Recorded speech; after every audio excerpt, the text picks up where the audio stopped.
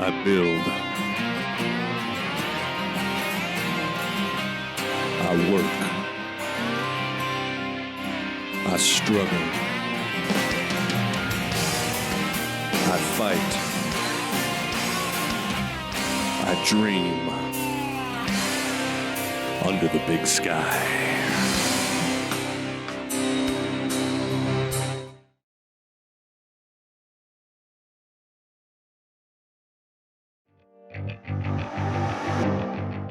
My hope to them is to succeed, and my hope to them is to create their own legacy, doing the right thing, so that doing the right thing is not the odd, weird thing to do.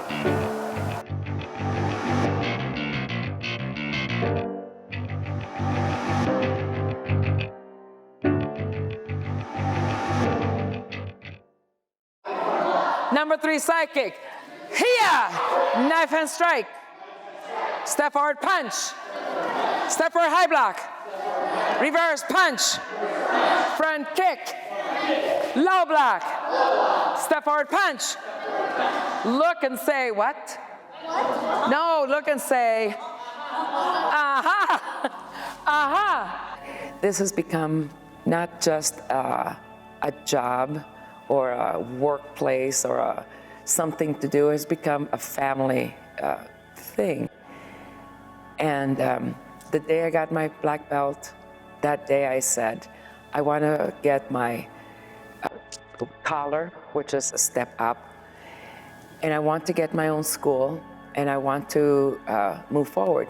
The school is amazing. I think that it's a community.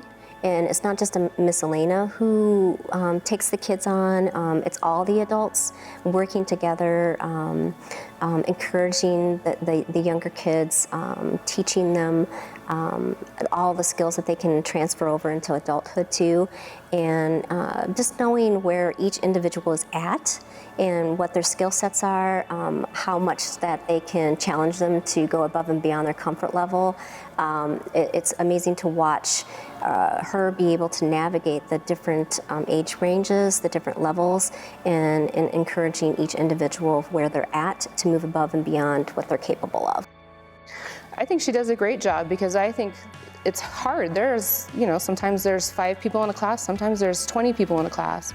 And I think she does a very good job of knowing what everybody can do and how everybody can behave. Obviously, adults are expected to perform and behave in a different way than the 4 or 5-year-olds, but she knows how to know that what people can do and how to get their best out of them.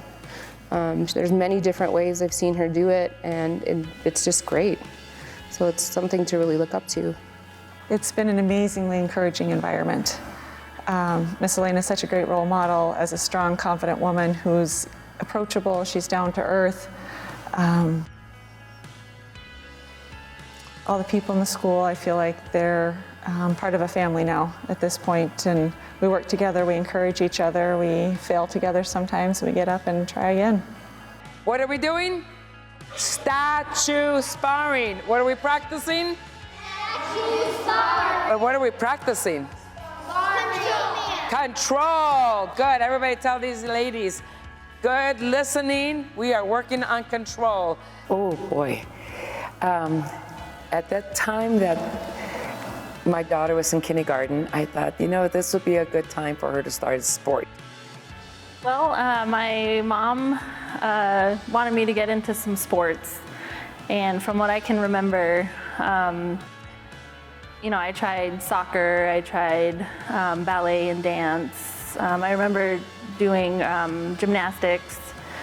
And I've done quite a few different sports and nothing really clicked. And one time my mom said, let's try karate. And from what I can remember, my reaction was not the greatest, according to my mom. I thought that it was a boys' sport. She said, no, that's just for boys. And I freaked out. And I thought, oh gosh, I've been fighting all my life to get away from that stereotype and get away from this is only for girls, this is only for boys.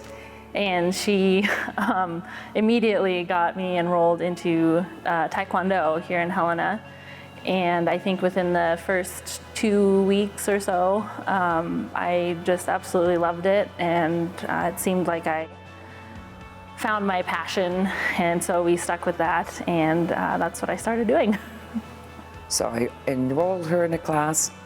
I met a young lady that was fantastic. And I thought this would be a good role model for her. And 2 weeks into martial arts, she loved it. And she worked really hard. My husband was always there, and he was always writing down things and figuring out and watching everything. And I was one of those moms. Back then we didn't have cell phones, but just looking through magazines, not really paying attention to any of it. I was always there, but I was never paying attention to any of it. And but she worked really hard, my daughter, and our daughter. Eventually, we decided, she's getting ready to get her black belt, so we're going to give her 3 wishes, and she can ask whatever she wants. And we figured she might want a pony, she might want a phone in her room, or TV or something. So I thought, well, she can pick whatever she wants. And she said, all I want is for you, Mom, to join Taekwondo with me. And I thought, no, oh gosh, no, please don't do that. I was 60 pounds overweight. I've never been athletic. I couldn't do a push-up to save my life. And I thought, oh, gosh. My husband said, well, we have to keep a promise. I said, shut up, she didn't ask you. She asked me. So I said, okay, fine. I'll join Taekwondo, and I'm sure they're going to kick me out in about 2 weeks because I'm so uncoordinated. They're going to say, please, we'll give you your money back. Please go away. But they didn't. And the more I did, the more I became comfortable with it. And the more I became comfortable with things, the more I liked it.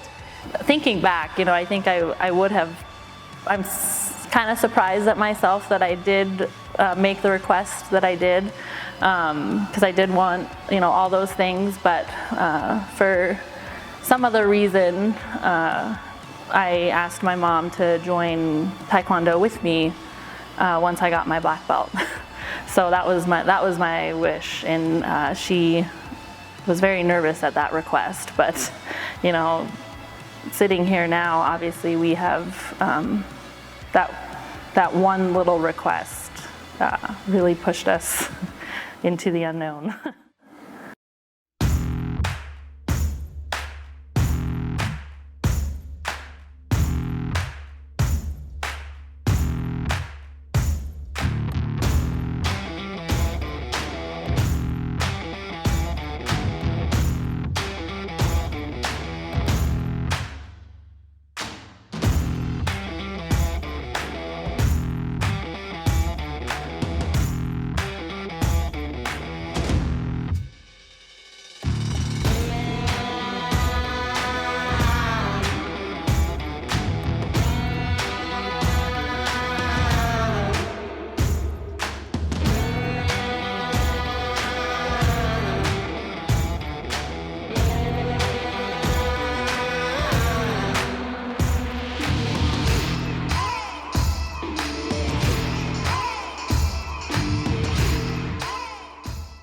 My favorite thing about class is that you get to move around a lot, and Miss Elena helps you, and yeah.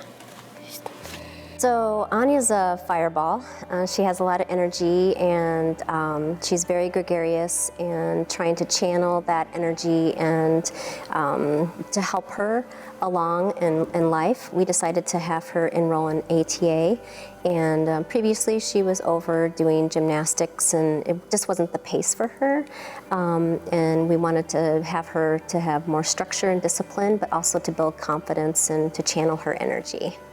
Well, My favorite thing is just seeing all the people doing it and having myself doing really good.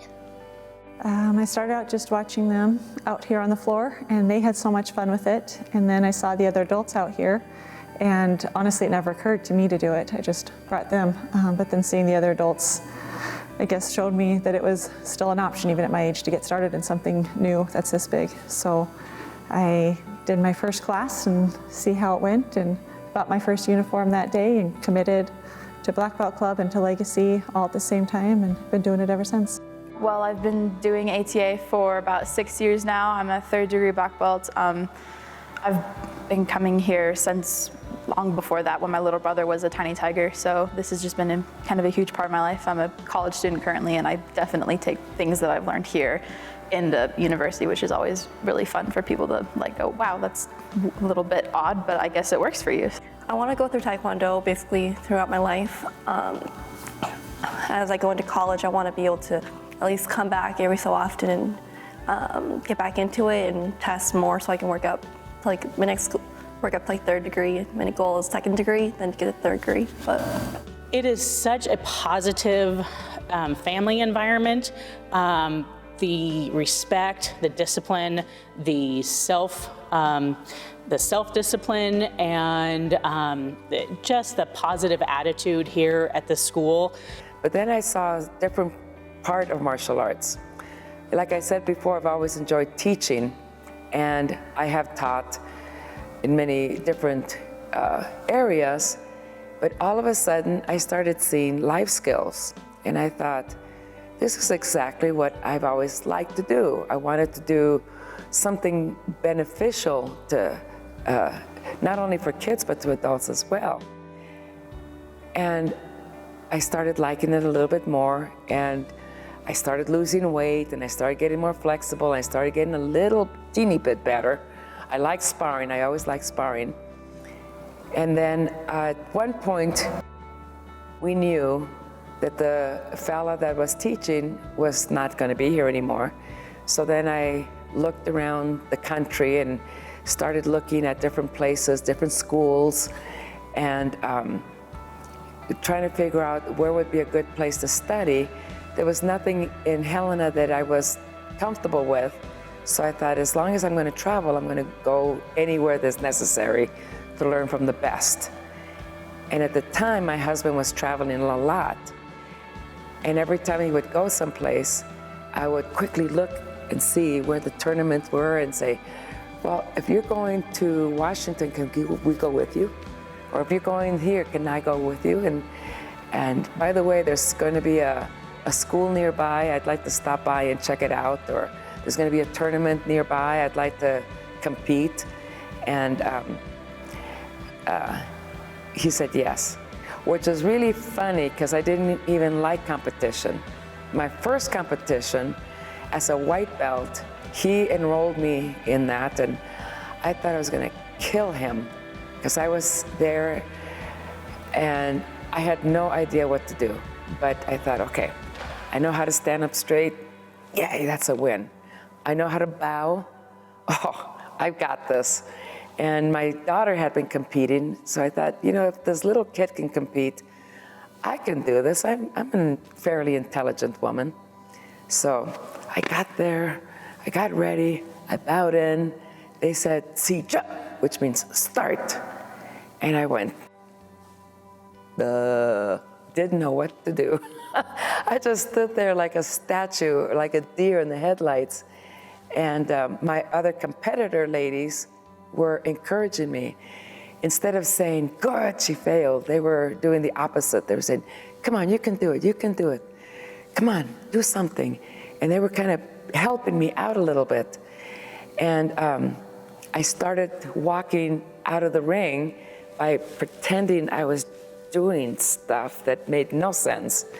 But I thought, well, nobody will know that I have no idea what I'm doing. And I started going towards the exit. And the judge came back and said, come back, come back. And I thought, oh, God, no. Obviously, I didn't place first, second, or even last at all. But that was probably the most important lesson I had when it came to competition. And I saved that thought for my students, and I share that with my students a lot. Not because of any other thing other than I learned two things. I learned, first of all, I didn't die. I felt like I was going to. And secondly, there was nowhere else to go but up. And when I became a world champion for the first time, that was the only thing that was in my mind. I was standing on the podium, getting my gold medal put on my head, and all I could think about was, I remember that first time competing, I was thinking, wow, I think I've come a long ways. So I was really, really pleased. I think I was taught how to be a leader, and I had a lot of independence that went with it. You know, Taekwondo it can be a team sport, but it's also, you know, everything that you're doing is, you know, independent. You know, you're working on your own material. You're bettering yourself, and so interacting with other people. I think I like to call myself an old soul. You know, I relate better to people that tend to be a little bit older than I am, and I think that is a huge attribute to growing up with Taekwondo, and then, you know, starting our own school when I was still pretty young to be, you know, in front of a class of 20 people, and I'm 12 years old teaching the entire class and having adults look up to me in a sense, and I think that that makes you grow in different ways as well.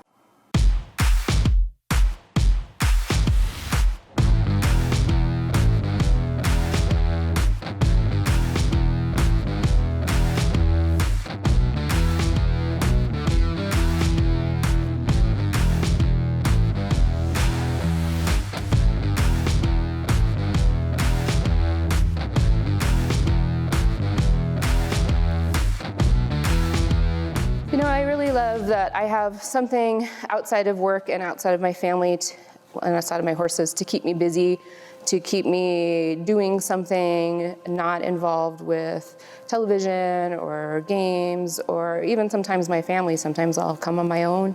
I love the discipline. I like learning new things. And I really like the fact that even though my daughter could kick somebody in the back of the head and then turn around and kick somebody in the front of the head, it's okay that I physically can't do that. I can do my own thing and still be successful with it. I think when John got his black belt, see, you did. You made me cry. That's terrible. Thanks, Rob. When we both got our black belts together, that we achieved that together. My husband has been very supportive with building our school and building my schools and building all of those things. So finally I got my charter, I got my collar, I made my promise to headquarters as to what I was going to do. And at the time I was teaching at a gym, and I would go get all my stuff, go there, teach my class, pack up stuff back in my car and go home. Well, summer came and they said, you can't do this in the summer because the gym is closed. So I thought, okay, what am I going to do? So I found this little teeny tiny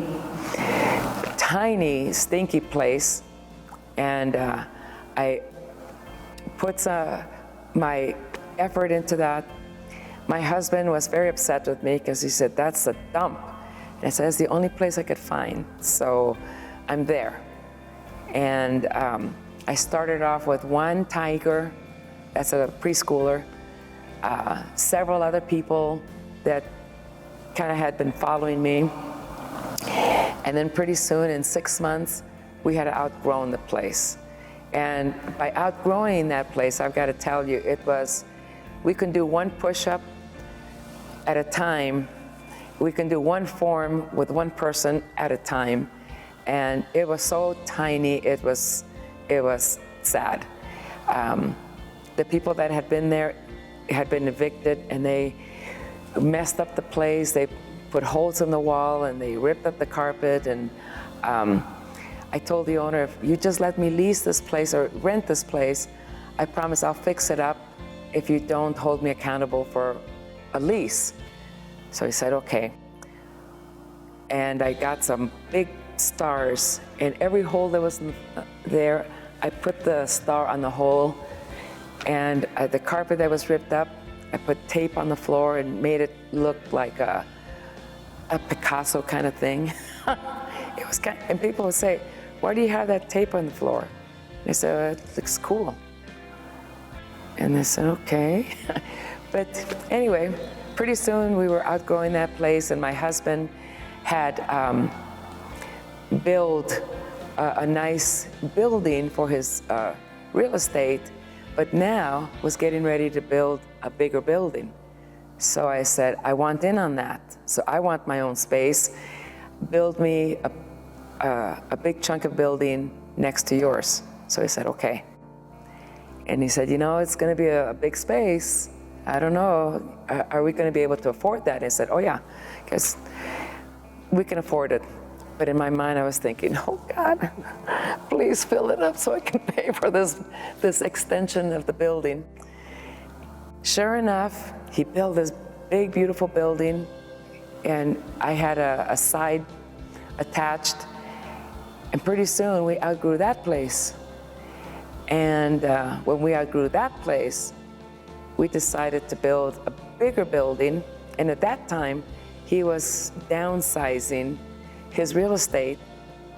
So then we did the big building with a side building for his real estate. It kind of tables turned a little bit. And it's been a really nice venture.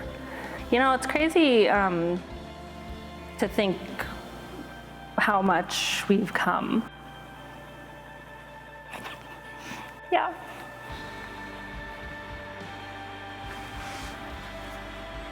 Are you proud of your mom?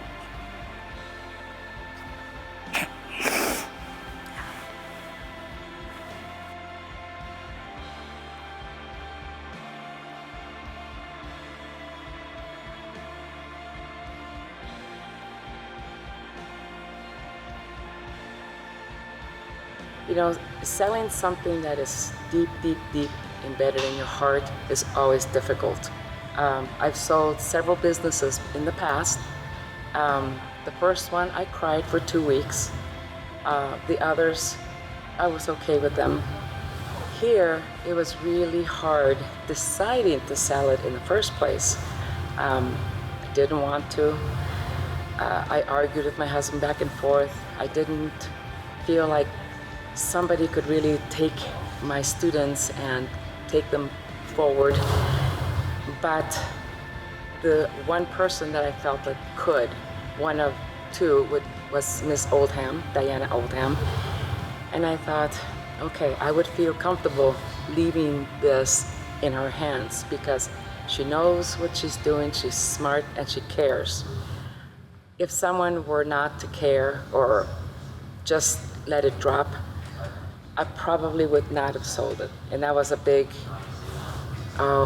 conversation between my husband and I. Said, I owe it to my students to leave them and put them in good hands. So when the opportunity came and she expressed interest in buying the business and we were ready, I thought, okay, they will be fine. And she, as well as my husband, both said, are you gonna be okay? I said, no, but it's okay. I'll survive. I said, are you going to want to come back?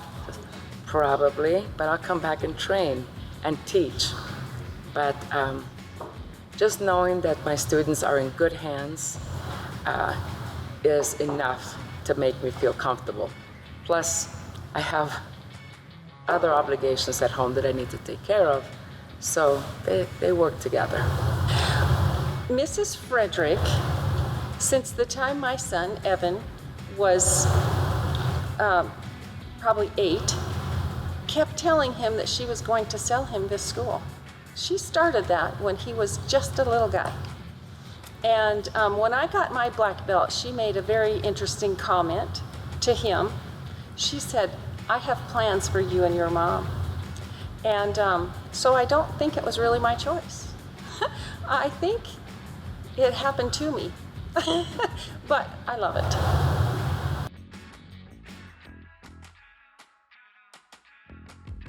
It's been the pits, absolutely the pits. Seems like the whole world is upside down. One never knows what's happening the day, next week, tomorrow, and so forth. I feel for everyone. I feel for the business owners. I feel for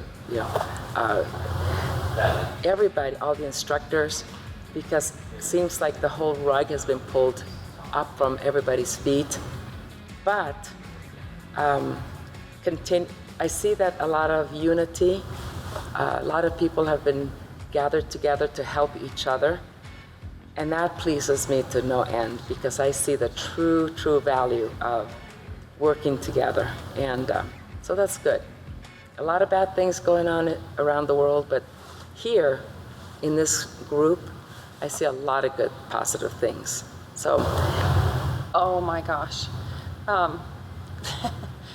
First, of course, we had to go to all online electronic things. We started doing Zoom classes, which is totally different. Everything has to be planned out. The interaction with the students is totally changed. And so it really did change our teaching and our training. We train totally different now as well, because you have to present the material in such a different way. And so it really has changed everything that we do. Fortunately, headquarters of ATA has given us a dramatic amount of material to help us through that. And so some of the changes have been good. In fact, I just finished a class with headquarters just now. That's what I was doing here earlier. And it has given us a lot more support and a lot more. We always had camaraderie between schools and between other participants and everybody you meet at tournament and things, but that has gotten even stronger. More support of each other and everybody helping each other out. So that's been the good part. well, I am still considering testing one more rank up, so to 6th degree. I'm so close, this close. And I had planned to test at Worlds this year, but of course with the pandemic and all, it's not possible. I'm still training. I'm training at home. I am going to train some more, and hopefully next year I will be ready for testing for my 6th degree and possibly my mastership. So if I can make it to masters, I'll be okay. Which is funny because my doctor always says, you said that about 1st degree, then you said that about 3rd degree, then you said that about 4th degree, then you said that about 5th degree. Are you ever gonna stop? So probably not. Probably not. But I will continue to teach and stay active. It's almost scary to stop training. I guess I'm more afraid to stop than anything, but I don't want to stop. Our plans are to make it bigger, to increase the programs that we offer, to do more tournament things, to do more higher level training. But with this shutdown and everything that happened, everything is a little bit up in the air. But we are planning to try to grow the school and to make it bigger and to try to retain the high ranks that we have now, including Mrs. Frederick. She still trains here and teaches here. And so we love that support. You know, I just want to encourage people to really continue training. I have, the reason that I got into Taekwondo in the first place is because I saw so many positive things that I wanted to teach as a regular school teacher. And this is just a continuous thing of teaching. So I want to encourage people to continue their goals. Don't lose sight of their goals. There's always something good happening, even when you can't see the end of the tunnel. So continue.